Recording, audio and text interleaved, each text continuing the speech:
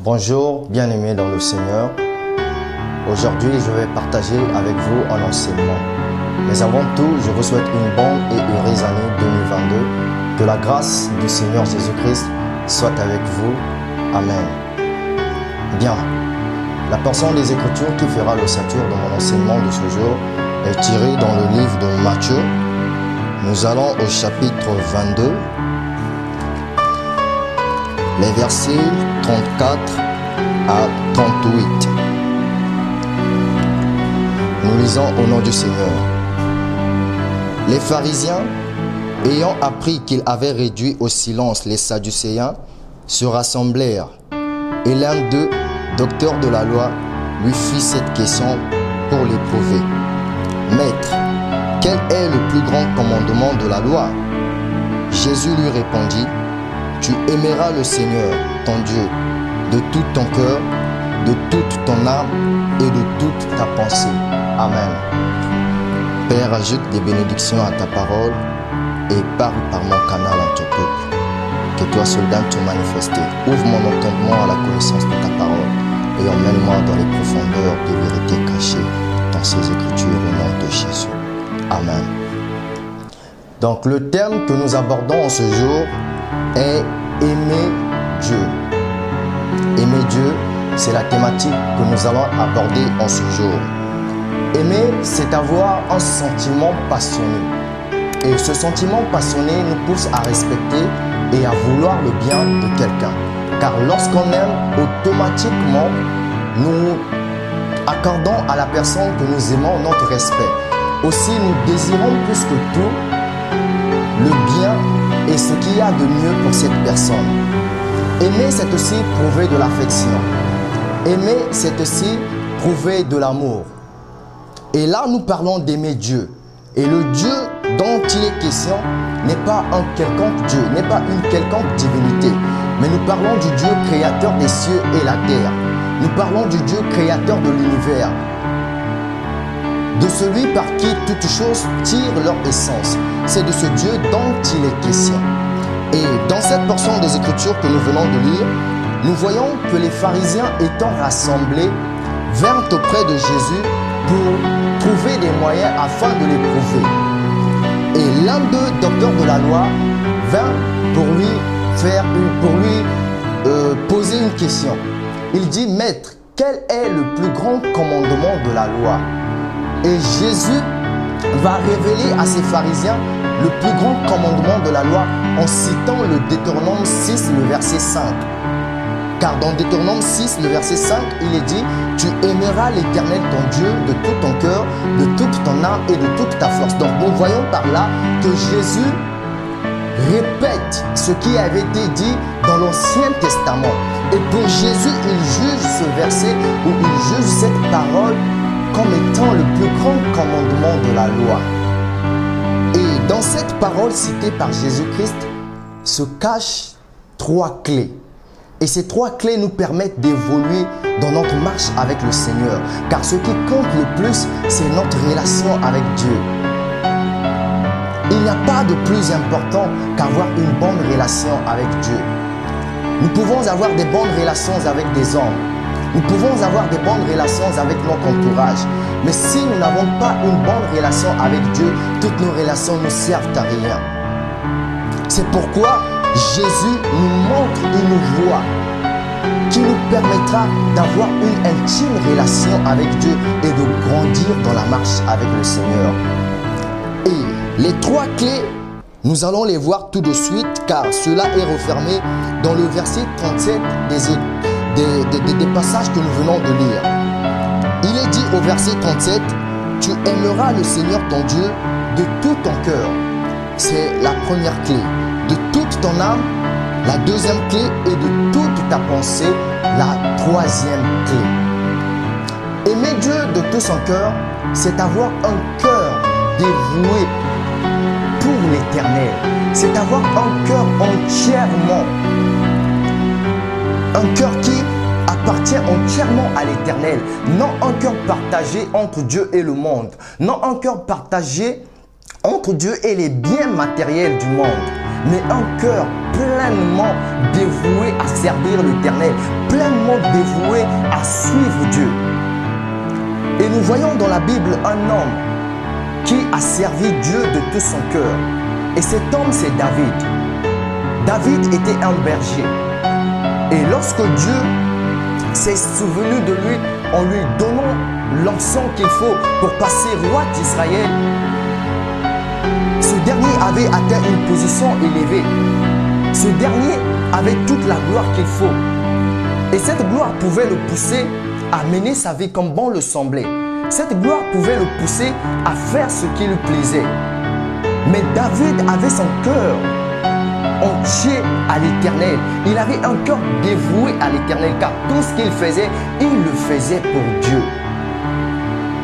David ne faisait pas une chose sans consulter l'Éternel. David ne faisait pas une chose sans qu'il y ait au préalable dans cette chose qu'il veut entreprendre un intérêt pour l'Éternel. Et son cœur était disposé à recevoir des ordres. Son cœur était disposé à recevoir des instructions. Et tout ce qu'il recevait de la part de Dieu, il l'accomplissait parce qu'il aimait Dieu de tout son cœur. Bien-aimé, le Seigneur en ce jour t'exhorte et te parle afin que tu l'aimes de tout son cœur. Aussi, la deuxième clé que nous allons aborder, c'est aimer Dieu de toute son âme. Souvent, l'âme de l'homme n'aime pas les choses de Dieu.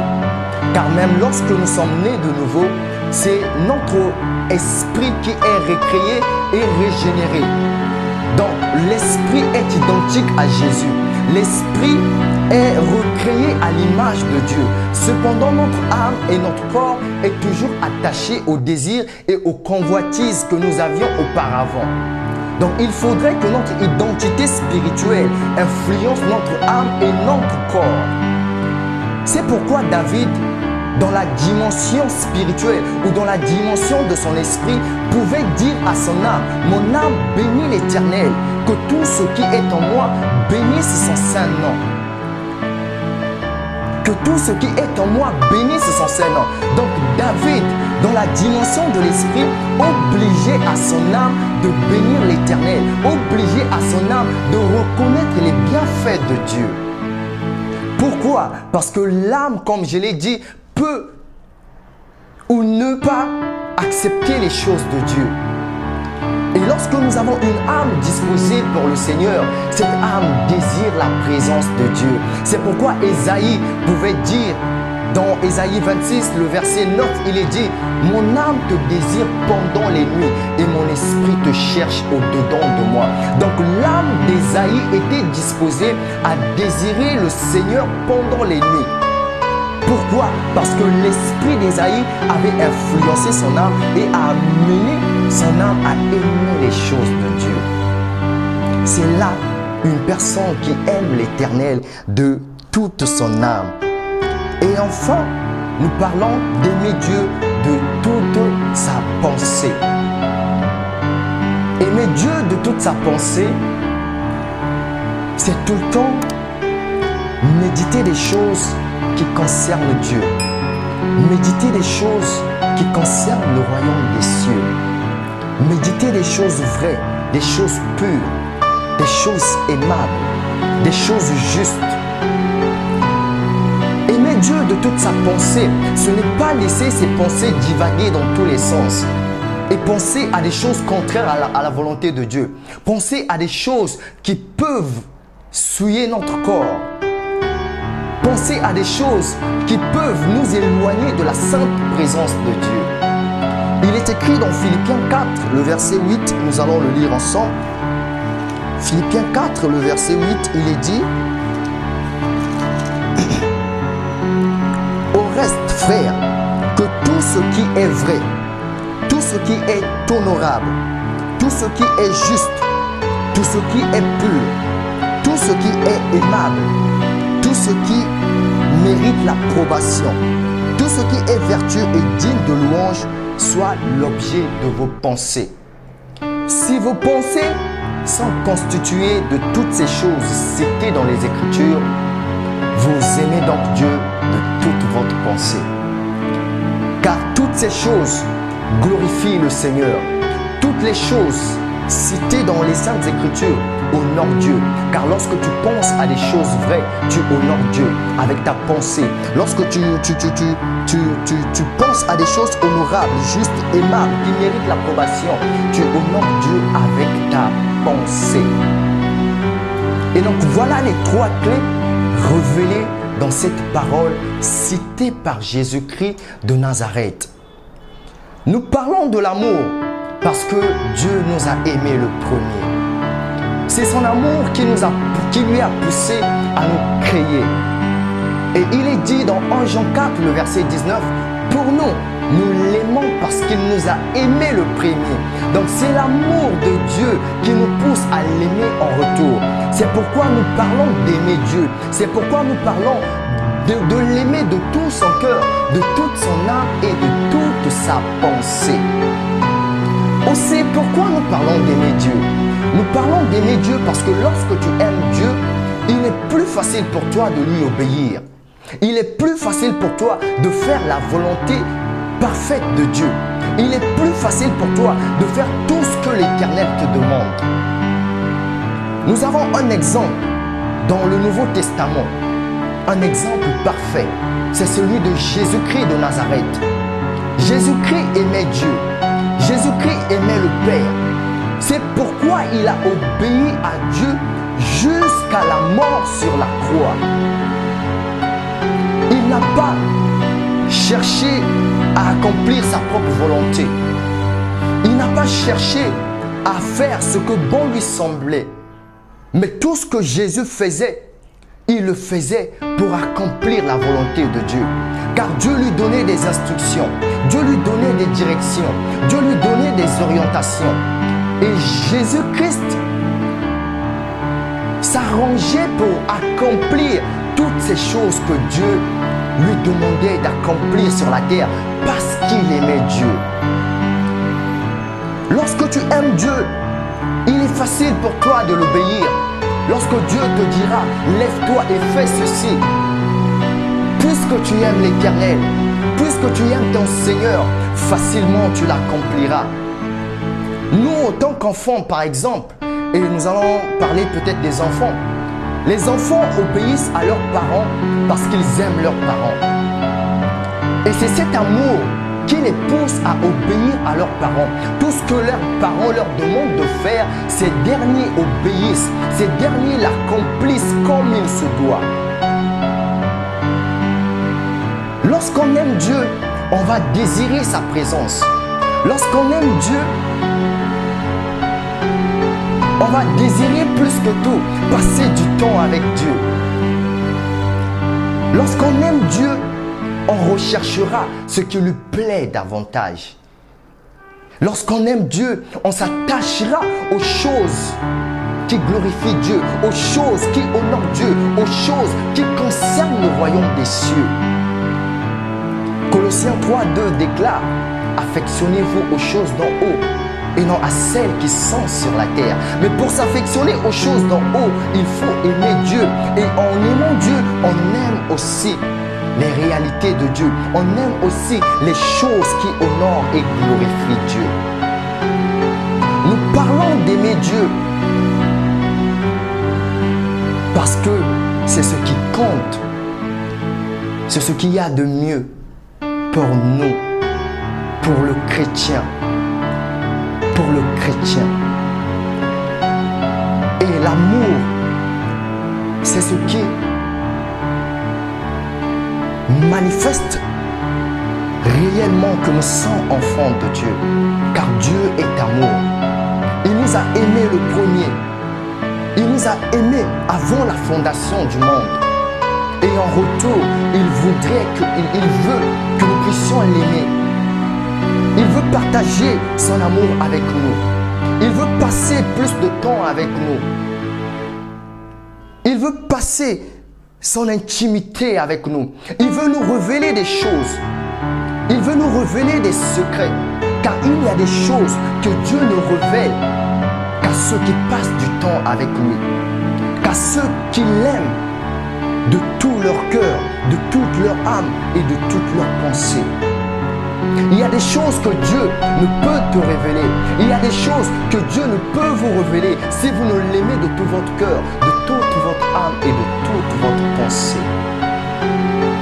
Et l'amour de Dieu, c'est ce qui vous motive à faire ce qui plaît à Dieu, à faire toutes les bonnes choses, toutes les bonnes œuvres qui font sourire l'Éternel. Et bien-aimé dans le Seigneur, pour aimer l'Éternel, il faut avoir l'Esprit de Dieu. Car la Bible déclare que l'amour est répandu dans nos cœurs par le Saint-Esprit. Pour aimer Dieu, pour aimer l'Éternel de tout son cœur, de toute son âme et de toute sa pensée, il faut avoir fait de Jésus-Christ son Seigneur et son Sauveur personnel. Pour aimer Dieu de tout son cœur, il faut naître de nouveau. Alors je parle à toi qui n'es pas encore né de nouveau. Je parle à toi qui n'as pas encore fait de Jésus-Christ ton Seigneur et ton Sauveur personnel. Il est temps pour toi de l'accepter, car il ne te sera pas facile d'aimer Dieu de tout ton cœur si tu n'as pas accepté Jésus comme Seigneur et Sauveur. Si tu n'es pas né de nouveau, il ne sera pas facile pour toi d'aimer Dieu. Alors le temps est arrivé d'ouvrir ton cœur afin que Christ entre dans ta vie et qu'il répande dans ton cœur l'amour par le Saint-Esprit. Alors je t'invite à faire cette petite prière.